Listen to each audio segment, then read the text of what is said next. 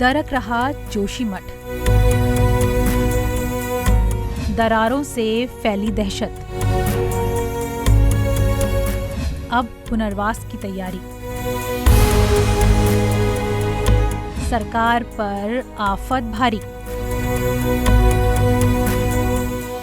जोशीमठ भू-धसाव संकट में प्रभावित परिवारों के पुनर्वास को लेकर धामी सरकार रोड मैप तैयार करने में जुट गई है। चमोली जिले में ही 3 जगहों पर प्रभावित परिवारों को बसाया जाएगा। इन जगहों में पीपलकोटी, गौचर के साथ ही जोशीमठ के उद्यान विभाग की जमीन चिन्हित की गई है। इन जगहों पर प्रभावित परिवारों को बसाने से पहले सरकार भूगर्भीय जांच कराएगी, जिसका काम जीएसआई को सौंपा गया है।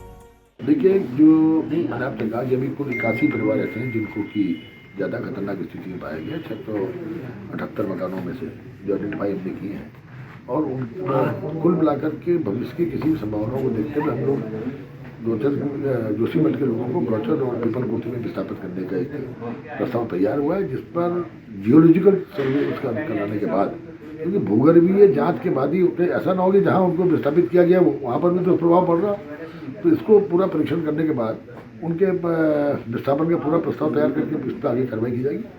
सर, बजट भी एक सबसे बड़ा समस्या रहेगा, इसको किस तरह देखेंगे कि खर्चा आएगा? लेकिन जिस तरह भारत सरकार इस राज्य के प्रति बहुत ज़्यादा संवेदनशील रही है, और चाहे केदारनाथ की घटना रही हो और चाहे बद्रीनाथ और केदारनाथ मंदिरों का पुनर्निर्माण का प्रश्न हो, भारत सरकार ने खुले दिल से हम लोगों की मदद की है। और जिस तरह का प्रधानमंत्री जी ने इसका संज्ञान लेके पीएमओ में इसको बैठक बुलाई है, हमको धन की कोई कमी आने नहीं आने दी है। देखिए, वहाँ सर्वे की टीम गई है, भारत सरकार की, राज्य सरकार की गई, और अंतिम निर्णय तब होगा जब सर्वे रिपोर्ट है। लेकिन अभी तक जिन जिन परिवारों में दरारें आ रखी उनको जो है हमने कैंप में रखा है। बहुत अच्छी व्यवस्था वहाँ सरकार की तरफ से है, और पूरी सरकार जो है उन परिवारों के साथ खड़ी है जिनका कि वहाँ पे दिक्कतें हैं, और मैं कह सकता हूँ जो भी किया जाएगा वो बहुत अच्छा किया। जोशीमठ नगर क्षेत्र में भूधसाव के कारण 723 भवनों को चिन्हित किया गया है, जिनमें दरारें आई हैं। यहाँ कई परिवारों को पुनर्वासित किया जाना है, जिसके लिए सरकार के पास लैंड बैंक नहीं है। इसके अलावा उत्तराखंड सरकार के बजट की स्थिति भी इतनी अच्छी नहीं है कि सरकार अपने दम पर इन परिवारों का पुनर्वास कर सके। ऐसे में राज्य सरकार की आस अब केंद्र सरकार पर टिकी है।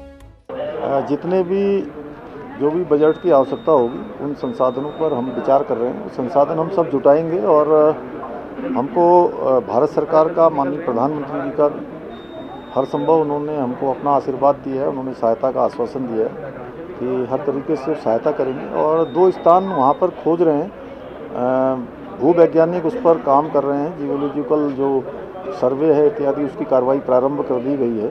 देखिए, तात्कालिक रूप से जितना बड़ा शहर है, जितनी आबादी है, उस हिसाब से तात्कालिक रूप से किसी को स्थायी रूप से विस्थापित करना बड़ा कठिन है। उत्तराखंड सरकार ने कोई बहुत बड़ा कोई ऐसा लैंड बैंक नहीं बनाया कि जहाँ पर इस तरह की आपात स्थिति में लोगों के विस्थापन की व्यवस्था की जा सके। तो मैं ये समझता हूँ कि फिलहाल जो फौरी तौर पर जो राहत दी जा सकती है वो कुछ माह, कुछ दिनों की होगी। प्रदेश के पास सीमित संसाधन है, और केंद्र की ओर हाथ फैलाना पड़ेगा। राज्य सरकार ने ये प्रयास शुरू भी कर दिए हैं कि विस्थापन इत्यादि में और लोगों को जो भी उनको जो फौरी राहत देने में जो भी खर्चा आएगा, तो उसके लिए केंद्र सरकार मदद करे, या अन्य जो भी एजेंसियाँ हैं। तो मैं ये समझता हूँ कि केंद्र सरकार ने पहल की है। संभवतः आज जो है केंद्र की टीम भी वहाँ निरीक्षण के लिए जा रही है, और उनकी रिपोर्ट के आधार पर भारत सरकार कुछ न कुछ सहायता जरूर देगी, ऐसी उम्मीद कर सकते। जोशीमठ में घरों में दरारों का आंकड़ा बढ़ता जा रहा है। सरकारी आंकड़ों के अनुसार जोशीमठ शहर में 12,398 घरों में से अब तक 723 घरों में दरारें आ चुकी हैं। ऐसे और घरों को प्रशासन लगातार चिन्हित कर रहा है। सुरक्षा के दृष्टिगत आज तक 131 परिवारों के 462 लोगों को अस्थायी राहत शिविरों में विस्थापित किया गया है। सरकार और शासन लगातार हालात पर नजर बनाए हुए है।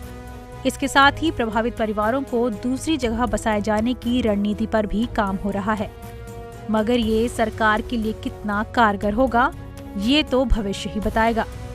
ईटीवी भारत के लिए देहरादून से रोहित कुमार सोनी।